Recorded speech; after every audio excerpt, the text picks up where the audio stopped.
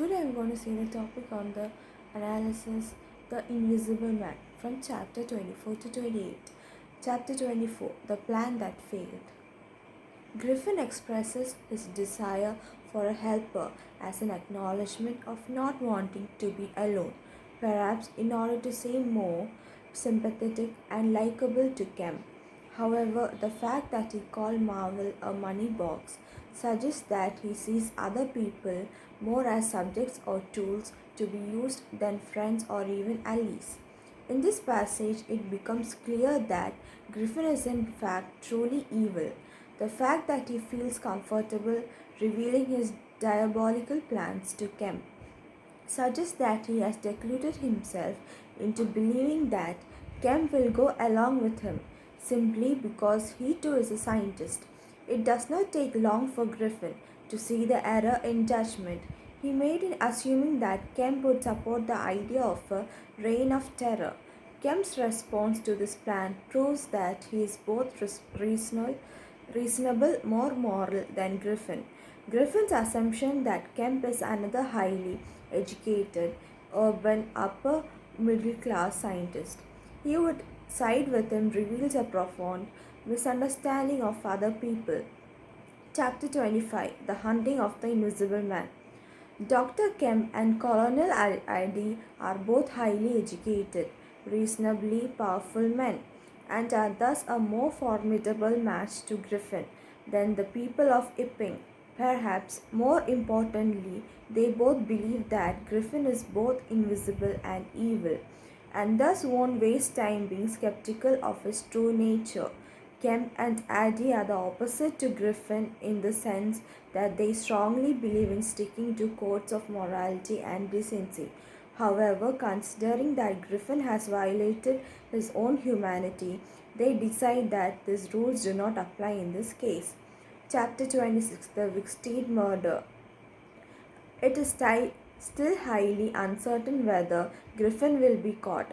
Not only is he invisible, he is also aided by the fact that he has no moral principles and is even happy to harm children if they get in his way. On the other hand, everyone in the surrounding area has now finally united in their efforts to bring him down, and this might make all the difference. Although Griffin has harmed countless people and attempted or threatened to kill many more, Mr. Wicksteed is the first person he actually succeeds in killing. This is all the more tragic considering that Wicksteed was apparently a kind and seemingly physically vulnerable man.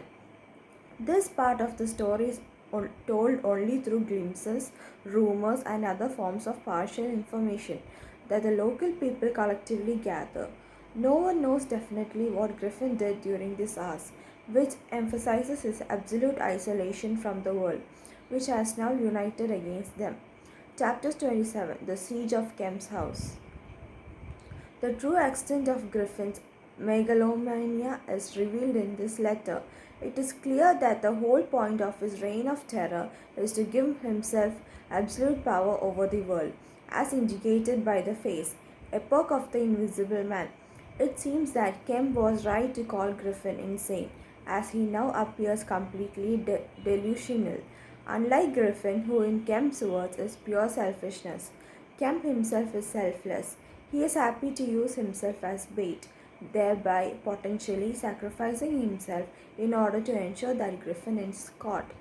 Given Griffin's threats to kill Kemp and anyone else who stands in his way, this is a very serious risk. Yet, Kemp nonetheless offers for the sake of the greater good. The climatic fight scene between Griffin and Colonel Addy has a surreal edge to it. Since Griffin cannot be seen again, further confusion is created through the fact that the reader witnessed the fight through Kemp's eyes. Although Kemp is smart enough to quickly realize that Griffin has seized Addy's gun, the haze of confusion is a reminder of how incapacitated even smart people are by Griffin's invisibility.